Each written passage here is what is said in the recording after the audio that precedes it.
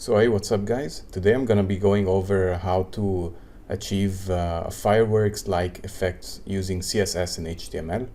If you guys think this is interesting, you can stick around and I'll be going over step by step on how to do this.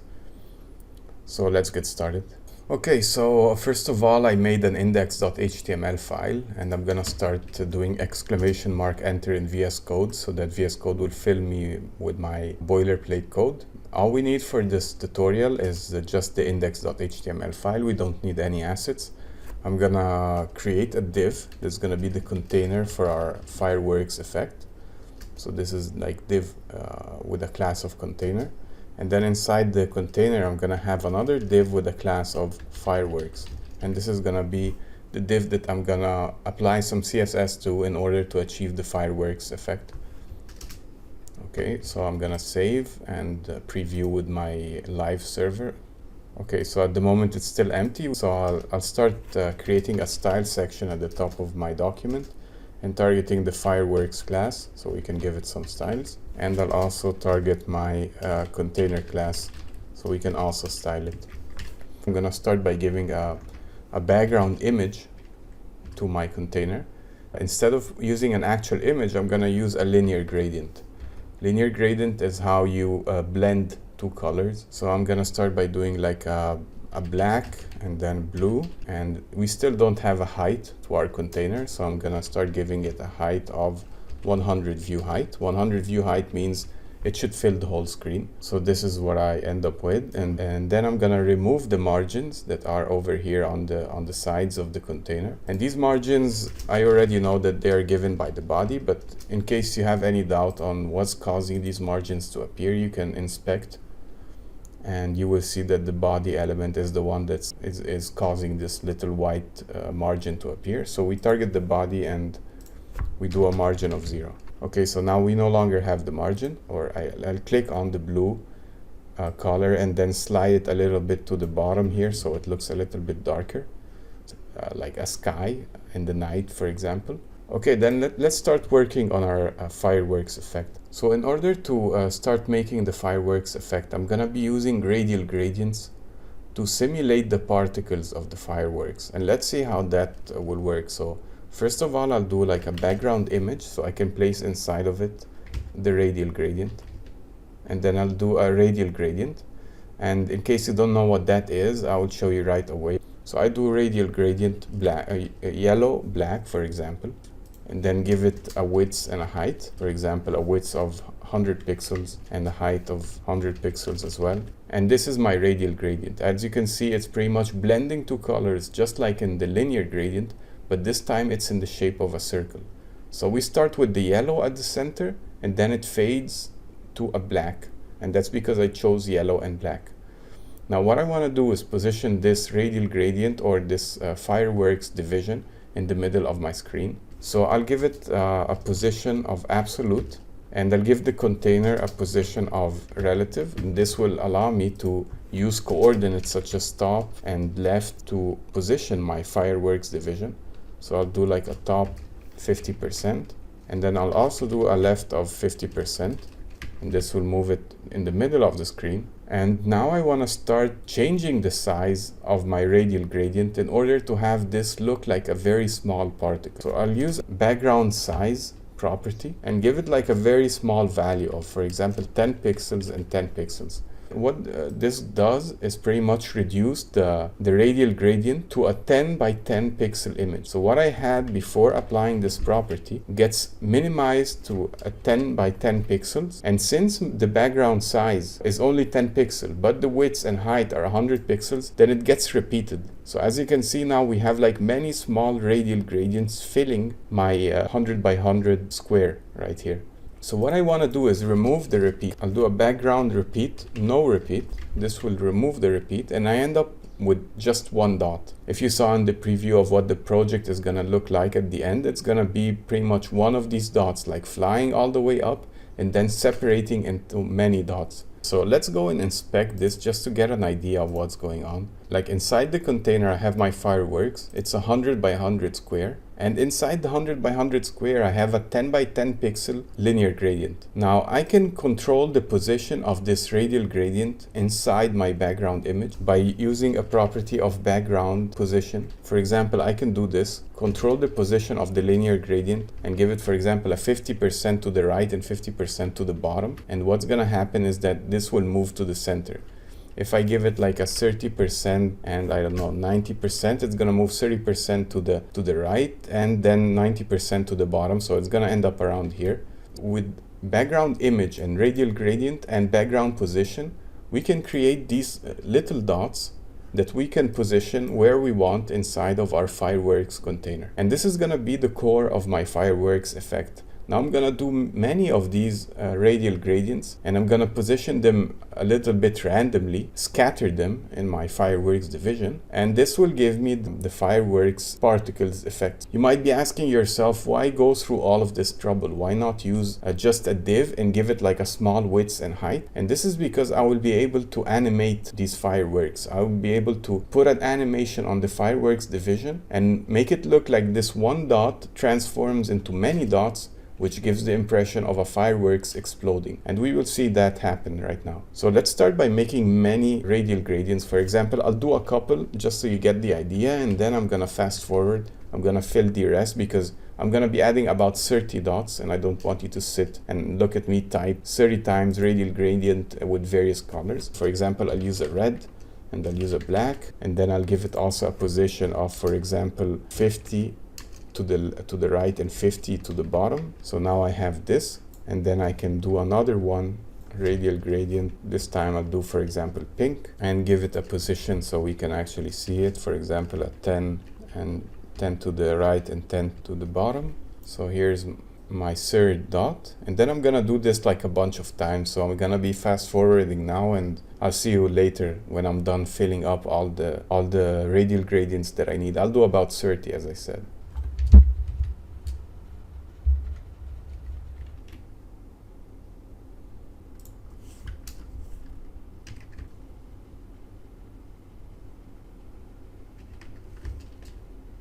Okay, so I ended up making about 20 dots or 20 radial gradients and giving them 20 positions, and this is what I end up with. Okay, so now let's go on to the actual animation. What we want to do basically is change the size of my width and height of the fireworks from, for example, 10 pixels. Like I'll do it manually now, and then we'll do it with an actual animation. So I want this to go from 10 pixels to 300 pixels. Well, maybe that's a little bit too scattered. So I'll go like for 250. Yeah. So I want my animation to switch the width and height from 10 to 250, for example. This is the fireworks when it explodes, and at 10 pixels, which is this. And this is before it explodes. So let's start by doing a keyframe, which is the keyword we use for animations in CSS.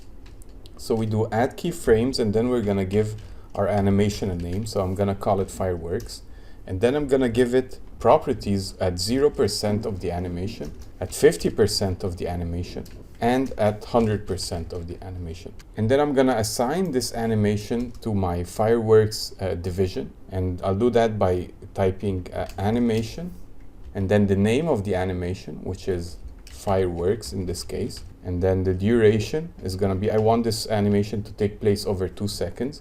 And then I'm also gonna type infinite, which means I want the animation to keep repeating itself.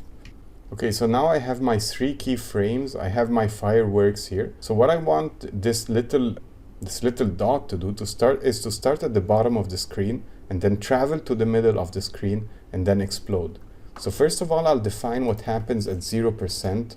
So I'll do like a transform, translate y. This means that I want to move this along the y-axis and have it go to the very bottom of the screen. For example, 50 view height. So this means the fireworks starts at the bottom of the screen and goes all the way to the middle of the screen where it's supposed to be, since I defined it in my fireworks division that it should reach top 50 and left 50.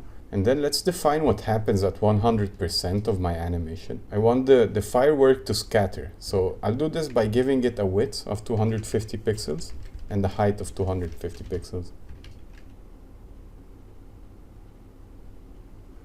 So this is what happens because I didn't define anything at 50%. So let's go to 50% and give it a width and height of 10 pixels, which means I don't want anything to happen until the very end of the animation. Okay, so that's more like it. At 0%, the height and width is already defined in the styles here, in the fireworks styles. At 50%, I wanted to keep the same width and height. And then at 100%, I wanted to scatter to 250 pixels. If we inspect, we can see what's going on exactly. You see the fireworks is basically one small dot, and then it scatters to 250 pixels. What's bothering me at the moment is that the fireworks is exploding to the side. It seems like it's going to the side. I want it to be like have my initial particle be in the center of the explosion.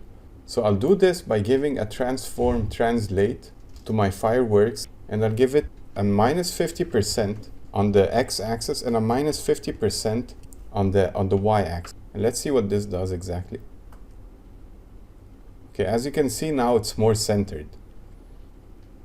It looks like the fireworks is exploding, like the explosion is happening at the center of the fireworks.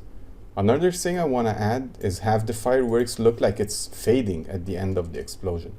So I'll give an opacity of 0 at the keyframe of 100, which means as it closes to the end of the animation, it will assume an opacity of 0. Okay, so now the opacity is starting to fade a little bit too early, so I'll add an opacity of 1 at 50%, which means the opacity should start fading only in the last half.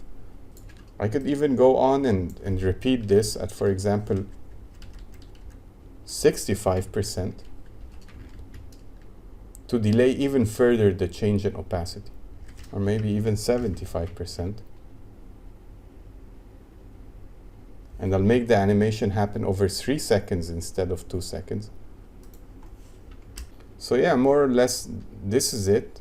Now I can start copying this fireworks division, call another fireworks division fireworks 2 and then fireworks 3. And then give it styles, but I'll add to my fireworks class. I'll also add like fireworks 2 and fireworks 3. And then give it slight variations so that they don't look identical. So I'll start by targeting fireworks 2, for example, and change the top and left properties to 20% and left to be 30%, for example. And now we have what seems to be 2 fireworks. And I can make it so that the transform translate in my keyframes starts even lower. For example, starts at 100 view height, so that they both seem to be coming from the bottom of the screen. And then since there is a little bit of scrolling that happens here at the beginning of the animation, I can go to the container and do like an overflow hidden, which is gonna hide that little scrolling bar that appears at the beginning here. I can do the same thing for my third firework. Like I can copy this and, for example, give it a top of, I don't know, like 50% and left of 80%. So now we'll have a third firework. Yeah, I need to call it fireworks 3 actually for this to work. So it doesn't look good with top 50, so I'll do top 60, for example. And then I can add a delay to fireworks 2 and fireworks 3, for example, animation delay of 0.5 seconds and an animation delay of, for example, 0.75 seconds or even 1 second. I don't know, I'll test it and see how it looks. Maybe that's a little bit too much, so we can do like 0.75. Yeah, so basically that's the main idea. That we can of course spend a lot of time just perfectioning this animation. Like this project was inspired by a code pen. In the original code pen, which I'm gonna link in the description by the way, because it's done way better. Like I wouldn't have time to perfection it to be to the same point of the code pen that I saw, but the guy even went ahead and made different colors for every firework. And he made it so that every firework explodes in a slightly different direction. But I just wanted to go step by step on how to get like the basic animation, because I found it to be pretty interesting. Like this idea of doing a background image with radial gradients and giving the background image a position and then a background size which allows me to create many dots with one division only, because usually you would have to make many divs if you want to have like many dots this way.